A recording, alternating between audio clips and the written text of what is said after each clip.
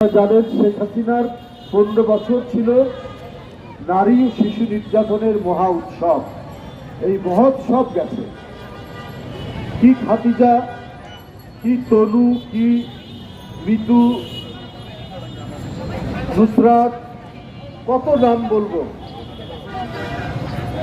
নির্যাতিত হয়েছে, গণনির্যাতনের শিকার হয়েছে, হত্যার শিকার হয়েছে, বাসের মধ্যে নিপীড়িত হয়েছে রূপা। কারণ একটি জঙ্গলি সরকার ক্ষমতায় থাকলে সমাজের মধ্যে জঙ্গলের রাজত্ব কায়েম থাকে। শেখ হাসিনা সেই ভয়ঙ্কর আদিম অরণ্যের রাজত্ব কায়েম করেছিল। কিন্তু বর্তমান এক রক্তক্ষয়ী মহা বিপ্লবের মধ্যে দিয়ে জুলাই আগস্টের বিপ্লব সম্পন্ন হয়েছে। এখন কেন সমাজের মধ্যে অস্থিরতা থাকবে? এখন একটি কথা বেরিয়েছে, আপনারা জানেন। এ ভাই চুপ করেন না আপনারা। মব কালচার, এই মব কালচার তৈরি হলো কেন? আজকে অন্তর্বর্তীকালীন সরকার তো সকল গণতন্ত্রকামী রাজনৈতিক দলের সমর্থিত সরকার।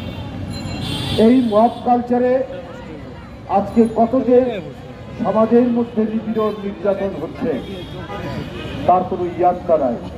কত নারী এবং কন্যা শিশু নিপীড়িত হচ্ছে, এর স্ট্যাটিস্টিক যা আছে তা অল্প। মহিলা পরিষদ তার মাসিক প্রতিবেদনে উল্লেখ করেছে যে জানুয়ারি মাসেই কন্যা নির্যাতিত হয়েছেন প্রায় 85 জন, নারী নির্যাতিত হয়েছে 120 জন। এর মধ্যে ধর্ষণের শিকার হয়েছে 67 জন, হত্যাকাণ্ডের শিকার হয়েছে 14 জন। এত ভয়ঙ্কর পরিস্থিতি।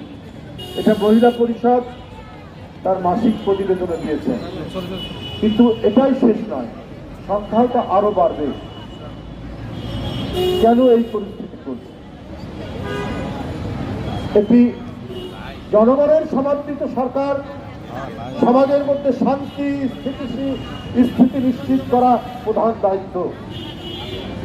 আর সেখানে যদি নারী এবং কন্যারা নিরাপত্তাহীনতায় ভোগে, আমার আপনার সন্তান, কন্যা সন্তান স্কুলে গিয়ে সে নিপীড়িত হয়ে ফিরে আসে, এই লজ্জা এ জাতি, এই লজ্জা এই দেশের, এই লজ্জা যারা 71-এ শহীদ হয়েছে।